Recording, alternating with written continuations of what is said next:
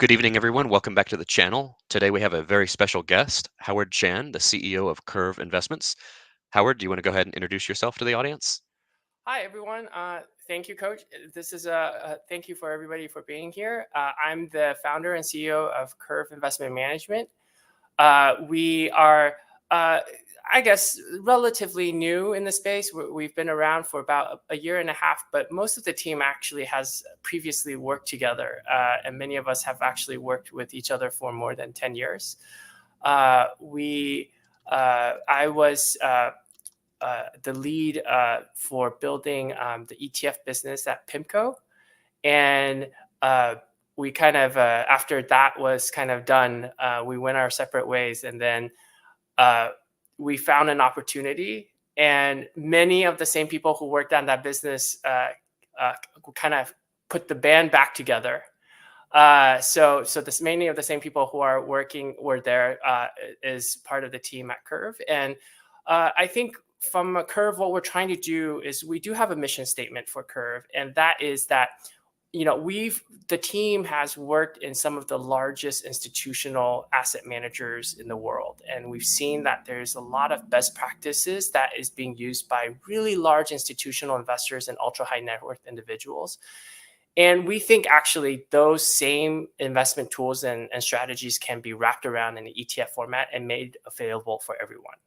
And so we focus on those type of strategies. We generally are cross asset classes. So in the existing ETFs and the ones that are to come, you'll see we have a mix of options and fixed income, or fixed income and stocks.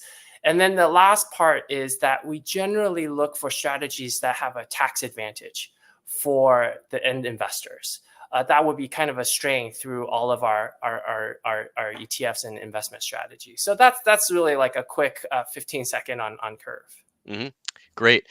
Could you explain some of those tax advantages? Yeah, and I think maybe for these particular, the initial Curve yield premium ETFs, which it's a smarter covered call strategy where it can tell you why it's a little bit different than a traditional covered call strategy. But many of maybe your viewers know that because it's an options, there's a special IRS rule, a straddle rule, which essentially says basically, long story short, some of the tax distribution, some of the distribution from the ETF is not categorized as ordinary income, and it's categorized as a return of capital. Yes. So when you hold the ETF for greater than a year, at the end of the year, we look at all the losses and gains in the funds. Some of it will be dividends and interest payments. Those will be taxed at ordinary income. And the other ones used to offset certain losses is considered return of capital. And those are not immediately taxable. And I always kind of like to say, I also have a brokerage account. What does that mean for me? At the end of the year, you get this 1099 diff, right? hmm So not all of the distribution will be on that. Some of it's return of capital. So what that means is at the end of the year, your brokerage will lower the basis of your investment. And then if you hold it for more than a year, you're essentially deferring what ordinary income is, maybe like 37% to 0 to 20%, which is like long-term capital gains. But I'm sure everybody gives this caveat. I'm not a tax advisor, Yes. so everybody's situation is a little bit different, and your holding period and etc. where you buy it from is a little bit different. So you should consult your tax accountant before you file taxes. Certainly. Yeah, we do hear that a lot. Yeah. So, in general, how would you contrast your funds with, say, Yield Max or Defiance or Roundhill or some of the others out there? Yeah, I think everybody's doing kind of a great job at what they're doing. I think the big difference is for us is more of a philosophical view, I guess. hmm We come more from an institutional space, so we kind of see what the setup works for institutional type investors, and what we focus on is sustainable long-term distribution from our ETFs. And so we tend to write monthly calls, or rather our calls are generally between 1.5 months to 2 months, but we roll every month. And we generally only distribute the premium that the market gives us. Okay.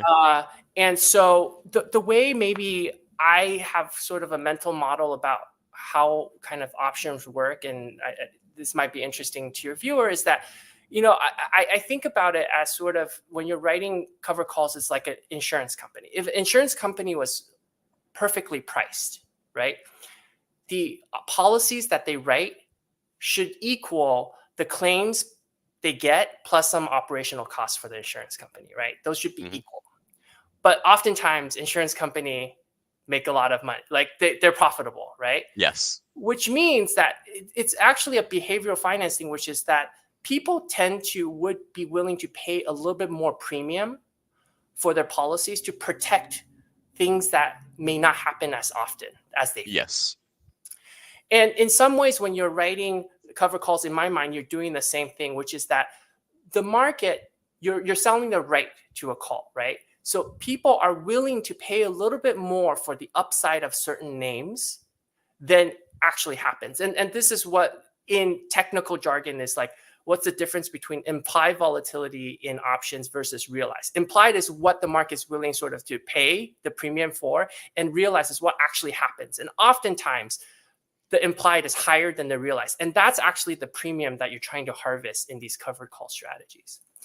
And so what we want to do in our fund is that we want to be very systematic and institutional, and we want to distribute only the premiums that we get from writing a call. We can obviously distribute more or target a yield, but that is not something we think long term is sustainable. So we stick to what has been worked for like large institutional investors. I see. Interesting.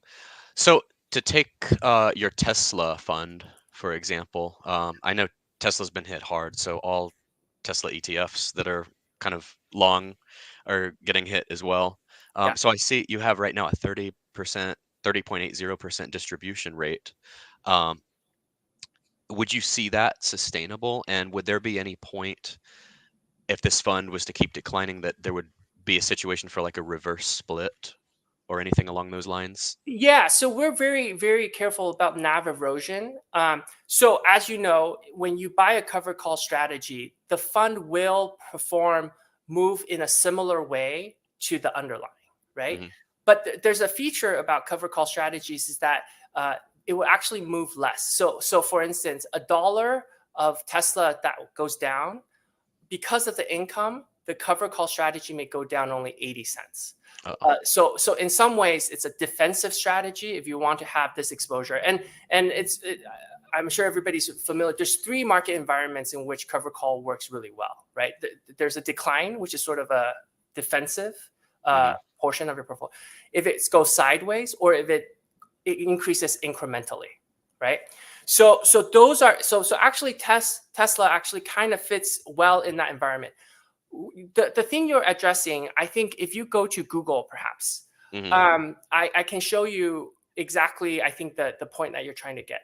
So Yes. we write our calls a little bit out of money, and usually that is between 5 to 15, 20% out of the spot, out of Hmm. the current price of the stock. The reason why we do that is because we know, obviously, a lot of people want to buy tech stocks because there is like a growth and momentum component to it, a price appreciation component, Right. right? But the reason why we also picked all tech names is that generally tech stocks do not distribute dividends. Apple and Microsoft distribute some dividends, but it's very, very low. So Hmm. if you're an income investor and you're looking for income, and let's, I think everybody knows that tech has been larger and larger part of the S&P 500 or any large cap equity index, right? That's a Hmm. huge portion of the index where you can't generate any income. So what the cover call strategy does really well is essentially it transforms some of that price return into income return, right? You Hmm. are capping some of your upside, and that's why it works well with stocks that are doing sideways or slightly going up. And then so now you're generating some additional income. But I think what differentiates us is that we write the call enough so that you can also have price appreciation. So if you look at the NAV for the stocks that have gone up, Hmm. the NAV has appreciated, right? I Plus we have see. Yeah. distribution, Hmm. right?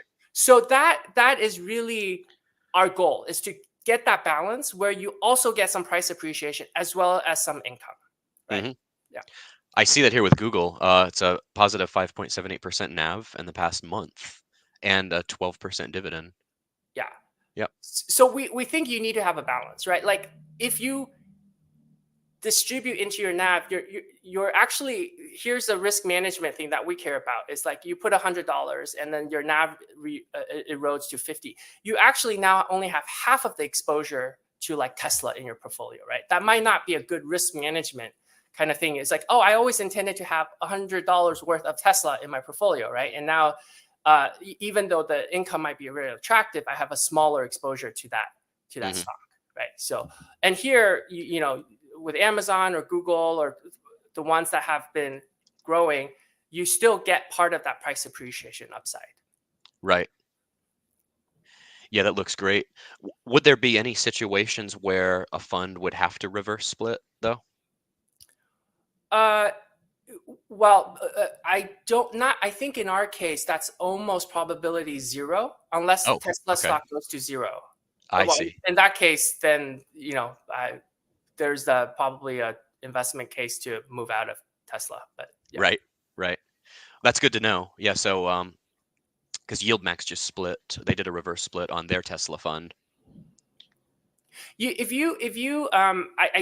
don't know if you have one of those graphing things, but if you compare the total return of TSLP with Tesla, Hmm. you can actually see that TSLP has done better than the Tesla stock.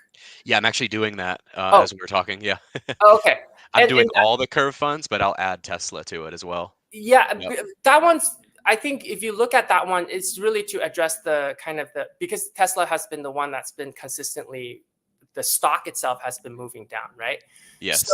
So you can see that that we've outperformed, and that kind of goes to the point I previously mentioned, is that the sensitivity to the underlying stock is actually less than one, so it's actually a kind of a downside protection Hmm. for holding that exposure. Yeah, I see that. Yeah, Tesla's down 32% year to date. TSLP is up 9.16%, I according to think. this here. Yeah, there you go. Yeah, Yeah. it's very small on my screen, but yeah. So Yeah. we've outperformed. So that's a characteristic of the cover call strategy that we try to Hmm. achieve. Yeah. Yep. Yeah, I do show the audience total return. So all of them, it looks like, except for Apple, most of them are positive in total return. Yeah, that's, again, we want to capture the upside as well as generate income. So Hmm. Do you have any other ETFs in the works? we definitely have stuff in the works, but it's always difficult to talk about them. We Right. filed two more, so they're public. You can check those out, but we can't talk about them because Oh, they're in okay. a review period right now. Yeah. Yeah. A commenter expects Apple to be going up with some news today. Okay, let's see. A live question. Will you say TSLP and underlying Tesla mostly track one another versus some other funds, like Tesla versus Tesla, is way out of correlation? Well, you kind of just answered that. It's actually outperforming Tesla. Yeah, in general, it will track the underlying. It will outperform a little bit because of the income and but we expect if you buy an Apple fund, the total Hmm. return should be close to Apple fund. The Right. only situation where they might diverge is if Apple within a month jumps greater than that strike on the call and you miss some of the upside, but that's sort of the inherent trade-off that you have in a covered call strategy. Right. And I can say the audience, for the most part, is noticing that these funds are more stable with a lower dividend, but more stable NAV. That's why there's been a lot of interest having you guys on. Now we appreciate people seeing that. Yeah. That's really what we're trying to accomplish. So I'm really happy and glad that people are noticing that. Hmm. One question here. So, from a long-term investor standpoint, um, if the upside is capped, um, how do you ensure like the maximum upside is captured? And or do you think there are any markets that the strategy may outperform in? So we will tend to outperform in a down market or a sideways market. Right. Uh, I think if you're a long-term investor, it depends on what your view of the underlying stock is. And I want to be very transparent. If you think there's a huge upside within a month of a particular stock, you shouldn't do a covered call strategy. Yep. Like, for instance, if Nvidia goes up like 10% in a month, you should actually just ride the price appreciation return, right? This is not advice. This is how I would do it, right? Like, I agree. Yeah. You could always sell a little bit of your stock once it's appreciated to generate income. You don't need the covered call strategy to generate income, right? Right. Uh, but I would say that, like, maybe larger tech companies where earnings are generally pretty stable, sales targets are expected, like, or even a miss that goes down like slightly, a cover call strategy is a good way to generate income. And again, I know from our discussion with a lot of investors, they care about like the dollar amount they get every month, right? Mm-hmm. And tech stocks generally just do not distribute dividends. So that is another component that people need to figure out in their portfolio. Like, they want that income, and that if that is the primary thing, then they could leverage some of these strategies to meet that income goal. Certainly. So would you see, like, just in any investor's portfolio, a place for Kurv Funds, and really in any investor's portfolio? Yeah, the way I would do it is actually to do it in a basket. Mm-hmm. Because I think you generally want to have a diversification source of income. And so, because we distribute what the market gives us, right? We generally try to keep it as stable as possible, but having some diversification in your portfolio also gives more robust like income stream, I think, in general, right? Mm-hmm. And let's say you have a basket. I'm just giving a random example without any context of anybody's portfolio position. It's like, I want to write Nvidia, so maybe that's a quarter of my stock, and then I want income too, and Tesla or some other names have pretty high. I can pair uncovered positions with covered positions to get kind of an optimal situation in my portfolio. I see. Great. And I like the long-term focus, like you were saying. You would envision these funds like being around for a long, long time. Yeah, and I think a lot of people talk about the return of capital. That's Mm-hmm. also something that's biased towards longer term investors. So if I could take a moment to kind of explain Go why ahead. Yeah. it is. So a portion of the distribution will be considered ordinary income, right? As I mentioned, and the return Right. of capital will remove your reduce your basis, right? And so if you sold it less than a year, it would be short-term capital gains, which is what ordinary income is. It's Yeah. only when you hold it for more than a year do you transform essentially ordinary income into long-term capital gains, which is 37% to 0 to 20%, depending on what your tax bracket is. So it actually advantages the longer-term investors to the tax advantage is for longer holdings of the ETF. Yeah, that makes total sense. Yeah, because long-term capital gains rate. Yeah. Yep. Okay. Yeah, because we had another question. You had already answered this, but this person was asking any tax advantage feature. You mentioned return on capital and the long-term tax treatments for holding And, over a year. and again, not a tax advisor, but if I were to Right. do it, like, if you do it in a tax deferred or tax non-taxable account, right? Then you can oftentimes you can reinvest. Like if you reinvest without a tax liability, that always compounds your return, right? In your portfolio. So I think he keeps asking the questions you're answering. He says, is there any special treatment for dividends earned while holding the ETF for long term? You kind of just answered that. yeah, and this is kind of important, is that the split between ordinary income and potential return of capital is decided at the end of the year, December. So many firms have these 19A1 notices. Those are estimates. You can look on our website. We also have estimates. That's by regulation. We have to post that. But at the end of what you really want is, like, at the end of the year, what percentages is ordinary income, and then return of capital is not taxable, immediately Where taxable. where would one find the estimates on the site? Oh, if you go down, Uh-huh. you see the go up. All the documents go up a little bit more. Next section Okay. up. There we Oh, go. And documents to supplement download. tax info Oh, perfect. 1981. Yeah. Okay. So Awesome. that's There it every month is. we update that when we do a distribution. Great. That's really good. You actually pulled one up here. My screen didn't move over, but let's see. I thought it was gonna. Yeah, the 19A1. That's what it looks like. Yeah. So this is an Mhm. estimate. So based upon the estimate right now, the 80% of the distribution is return of capital I for see. the year. So the Mhm. last distribution, 84% was considered, but this is just an estimate. You have to wait until the end of the year Yeah, because all the accounting happens on a calendar year end. Yeah. right. No, I like that. I like the estimates. Oh, someone asked, how long were you at Pimco? Oh, seems like forever. No, no, I was there maybe almost 7 to 8, almost a decade. Oh, Um, wow. I started in Newport Beach, and the Newport Beach office doing global fixed income.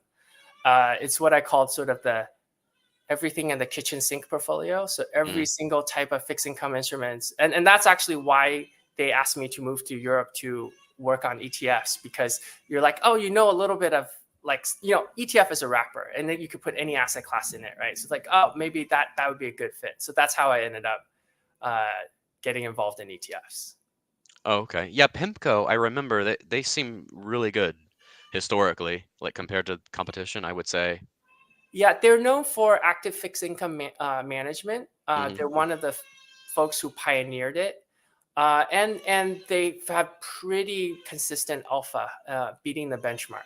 I Right. loved Pimco is a great firm. Yeah. I enjoyed my time there. Yeah, for sure. Okay, let's see. Would you guys consider an all-in-one or an index ETF? I would say stay tuned. Stay tuned. Okay. So all of your ETFs are based on individual stocks at the moment. Correct. Okay. And they're meant to be as tools. So maybe I can tell you why we did these. Actually, Sure. maybe the origin story a little bit. Sure. So we actually started these by trying to solve a problem. We have a lot of advisor friends who have high net worth individuals, and they do want to generate some additional income.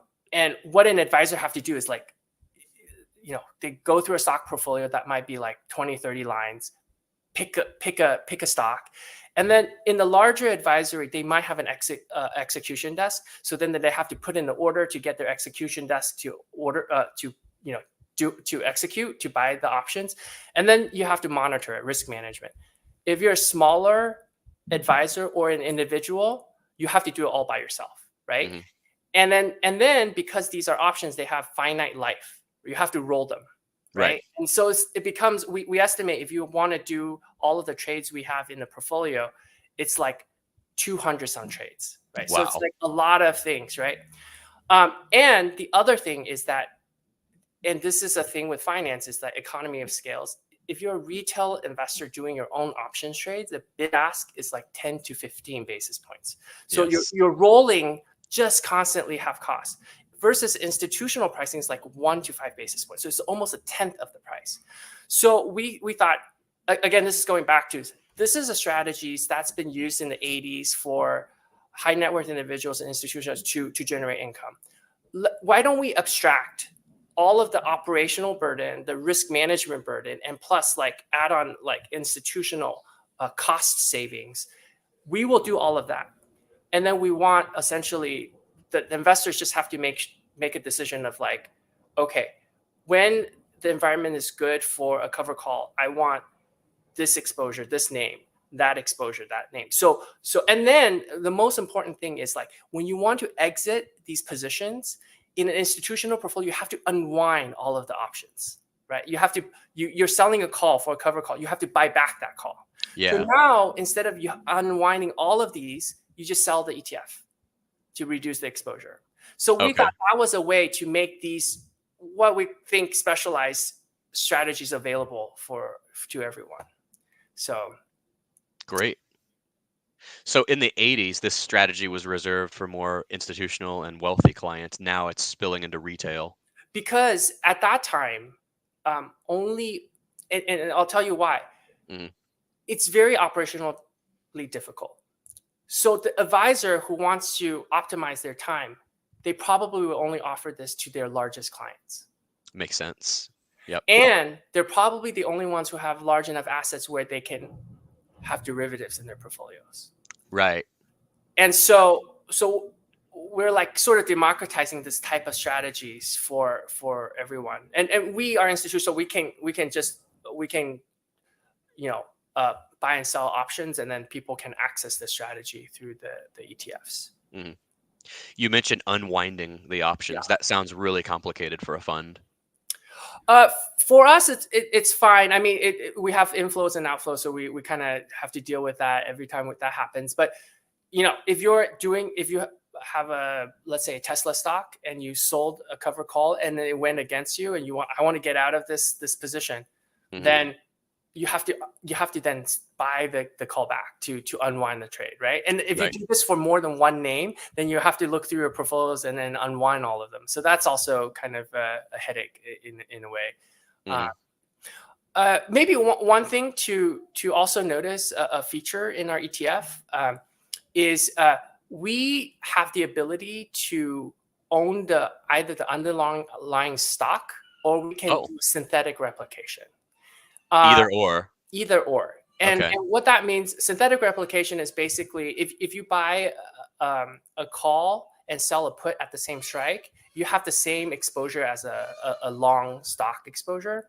Yeah. And you know, one of the things that we last year, I'm sure everybody was like fighting the rate hikes, right? Like, how do I Yeah. defend against rate hikes, right? And we're like fixed income guys, and this is like something we monitor a lot. But at some point, we actually think a higher rate environment, now where it's stable, you should take that, you should turn the table and make it into your advantage. So when you do a synthetic long, it only takes, say, 10% of the capital in the portfolio. So you have 90% left. You can invest that 90% in essentially a risk-free asset like a T-bill. You have to beat the financing rate of option, but like you can get 5.5% and essentially a risk-free asset, right? It's Mhm. government, despite the maybe fiscal questions that people have. Like a T-bill is considered essentially a risk-free asset in Right. investment management. So that is actually something to take advantage of the high rate to advantage yourself, right? And the last thing I would say is that we're very, very transparent with how we manage our portfolio. So if you look at the holdings, I can point to you right now. You can pick any fund, and I can walk you through the holdings and tell you exactly what we're doing with every single holding. Let's do That's one. something. Yeah, just pick a fund. Yeah. Doesn't. Okay. I'm Yeah. on AMZN or Okay. AMZP. Yep. Okay. Yep. So take a look. So let's do the second line and the third line. You see there's a call and a short put, right? Mhm. That minus 50, right there. Yeah. Has the same strike at 185, Mhm. right? That is the synthetic long. So we buy a call and we sell a put at the same strike. Now, the first line, that's a little bit out of the money, the Yep. 200 call, we're selling that is the cover call. Okay. And then because the synthetic long only takes a little portion of the assets in the portfolio, we invest the remaining, as I mentioned, in U.S. Treasury T-bills. That's a interest yielding bearing asset. So that generates additional income in the portfolio. Okay. Awesome. Now, you said something a minute ago that I've actually not heard any other fund manager say, but it's a great point. So, and I get a lot of questions on here with retail investors saying, "Oh, why don't we just do this ourselves?" You mentioned economies of scale with options. Yeah. So Yeah. so um, there's I guess expertise that goes along with managing options. Once you have Mhm. options, you have to manage the margin. Yep. If it goes against you, you have to post margins and things like that.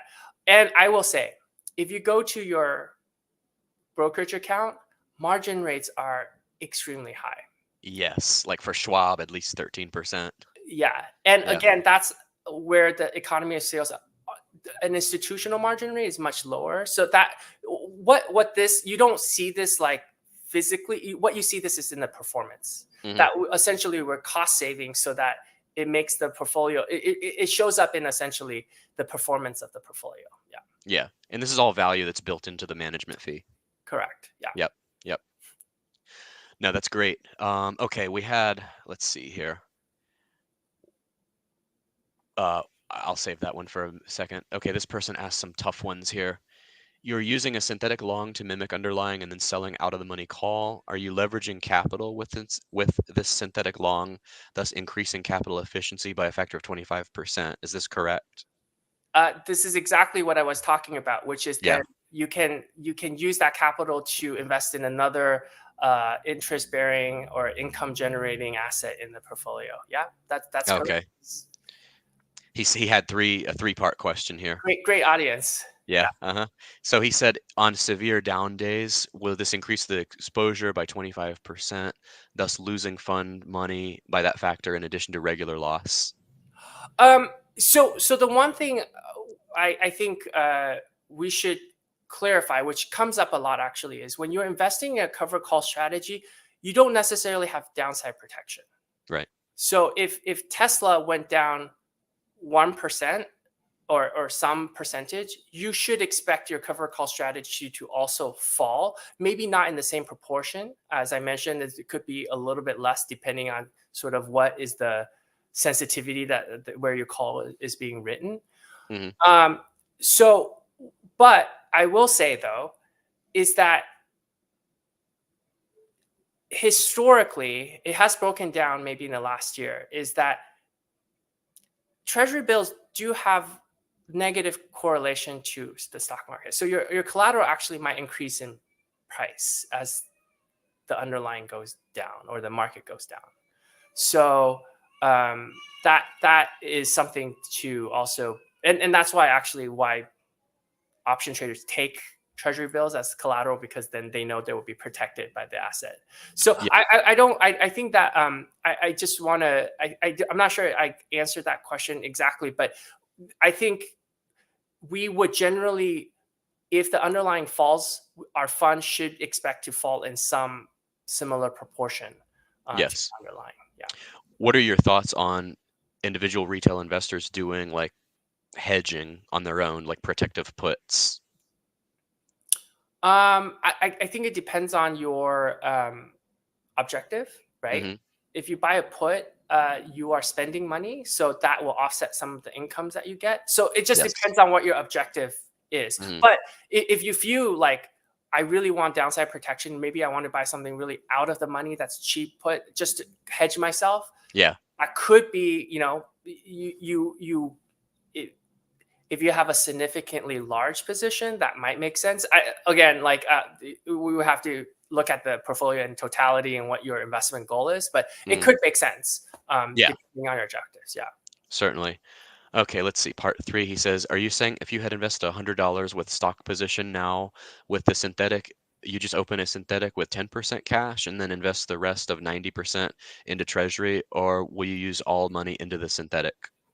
Oh, yes. So, uh, so that question is actually correct. So if you put $100 to put in to create the synthetic, Hmm. the options probably will only cost you between maybe $5 to $15. Hmm. So that leaves you with $85 to $95 to invest somewhere else. And Okay. we part of that has to be for the collateral of the options. So an acceptable collateral, also an interest bearing collateral, would be a T bill. But you want to. Uh, this is maybe getting a little bit complicated, but just you can ignore this if this is too technical. But there's an implied financing rate in options. So as long as you meet that and you can beat it, you can generate some additional income in the portfolio. Yeah. Interesting. Okay, last question. This person joined late. We've already touched on this, but would you say Curve and Yield Max complement each other? Uh, I guess it depends on what do you want to use for.